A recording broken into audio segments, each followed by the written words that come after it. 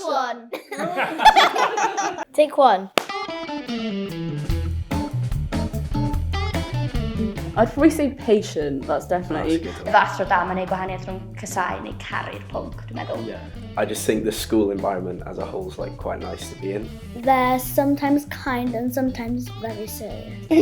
And sometimes silly. And sometimes funny and silly. Yeah, weithiau mae nhw angen bod yn serious, ond hefyd mae nhw angen gallu bod fel cael laugh o stwff. Athro neu athrawes da, rhywun sy'n cael banter. Banter? Banter gyda ni. Yeah. Fi'n hoffi rhywun sydd yn hwyl, ond hefyd sy'n gallu cadw rheolaeth dros y dosbarth. You can see when you have a good teacher how much they impact on your day. Dwi'n meddwl mae'n rhaid fod yn amyneddgar.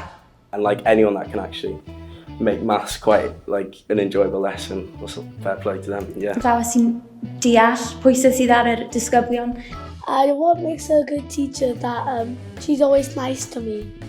Probably because you're nice to her back. Yes. If the class has been really noisy or something, tell them to calm down a bit. A fel os fel gweud ti, ond dwi'n gwneud dosbarth. Oh, cheers. Yeah, mae'n gallu fel, ddim fel gweiddi actually. Ie, mae'n os maen nhw'n dweud si dau waith o wedyn, maen nhw'n angen dweud trydydd gwaith, fi nhw yn dechrau gweud, ond hwnna beth i angen mewn athro.